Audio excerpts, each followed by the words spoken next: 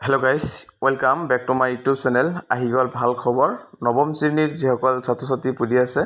তেওঁলোকৰ কাৰণে আহিছে ভাল খবৰ তেওঁলোকৰ সমাজ বিজ্ঞানৰ যিখন পৰীক্ষা অনুষ্ঠিত হ'ব 6 মাহিলী পৰীক্ষাৰ সেইখন সিলেবাস আহি পাইছে অলৰেডি আৰু ইয়াত হৈছে ক্লাস 9 ফুল মাৰ্কস 100 টাইম 3 আৱাৰ্স পাস মাৰ্ক 30 অৰ্থাৎ তেওঁলোকৰ 100 মাৰ্কৰ ভিতৰত তেওঁলোকৰ ইয়াত যিখন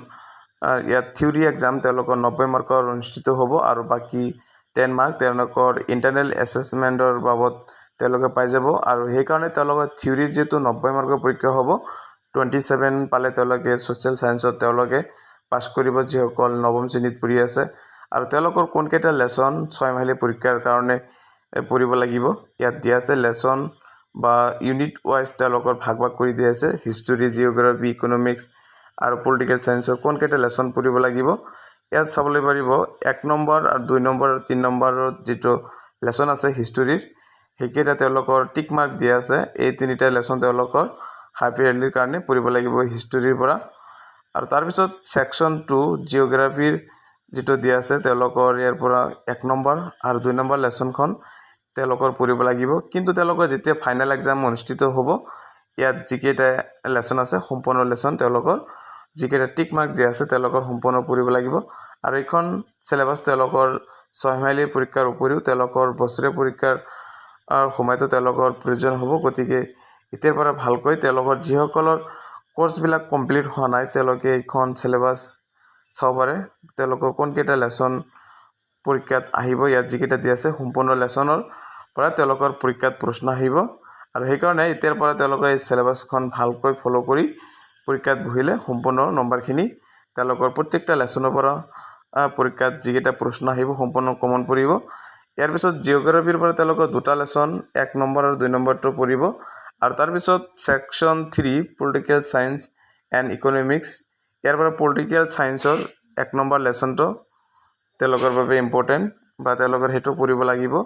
আৰু 3-4 যেটো লেসন আছে জিওগ্ৰাফিৰ হিখন পৰীক্ষাত নাহে আৰু তাৰ পিছত বা ইয়াত যিকেটা টিক মাৰ্ক দিয়া আছে যেটো লেসন ইয়াত চাবলৈ হৈছে জিওগ্ৰাফি 1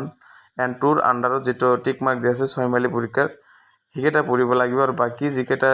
টিক মাৰ্ক দিয়া নাই হেকেটা তেওঁলোকৰ 6 মাহিলী পৰীক্ষাত হেকেটা লেসনৰ তেওঁলোকৰ পঢ়িব নালাগে বা তেওঁলোকৰ পৰীক্ষাত প্ৰশ্নবিলাকো নাহে হেকেটা লেসনৰ পৰা আৰু তাৰ পিছত সেকশন 3 পলিটিক্যাল সায়েন্স এণ্ড ইকোনমিক্সৰ ইয়াত যেটো 1 নম্বৰ লেসন হেটো টিক মাৰ্ক দিয়া আছে হেটো পঢ়িব লাগিব আৰু বাকি বছৰীয়া পৰীক্ষাত যিকেটা লেসন ইয়াৰ ওপৰত দিয়া আছে টিক মাৰ্ক সহকাৰে হেকেটা পঢ়িব লাগিব আৰু তাৰ পিছত তলত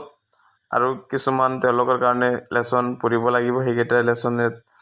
ভাগ কৰি দিয়া আছে হেকেটা চাব পাৰিব ইয়াত চাবলৈ হৈছে আৰু তাৰ পিছত তেওঁলোকৰ ইকোনমিক্সৰ যেটো সাবজেক্ট ইয়াত 1 নম্বৰ লেসনটো পঢ়িব লাগিব 6 মাহিলী পৰীক্ষাৰ কাৰণে তাৰ পিছত আৰু ইয়াত যিখিনি বাকি দিয়া আছে আৰু বাকি টিক মাৰ্ক যিকেটা আছে তেওঁলোকৰ বছৰীয়া পৰীক্ষাৰ কাৰণে হেকন ৰুটিন তেওঁলোকে ফলো কৰিব পাৰিব আৰু যিসকল ছাত্ৰ ছাত্ৰী এতিয়ালৈকে 6 মাহিলী পৰীক্ষা যেটো অনুষ্ঠিত হোৱা নাই তেওঁলোকৰ আগতীয়াকৈ এইখন সিলেবাস সম্পূৰ্ণ ফলো কৰিব পাৰিব আৰু তেতিয়া তেওঁলোকে পৰীক্ষাত ভাল ফলাফল লাভ কৰিব পাৰিব যদি সিলেবাস ওয়াইজ তেওঁলোকে লেসন বিলাক কমপ্লিট কৰিব পাৰে তেনেহলে যিকোনো লেসনৰ পৰা তেওঁলোকৰ পৰীক্ষাত প্ৰশ্ন আহিলেও সম্পূৰ্ণ তেওঁলোকে এনসাৰ লিখিব পাৰিব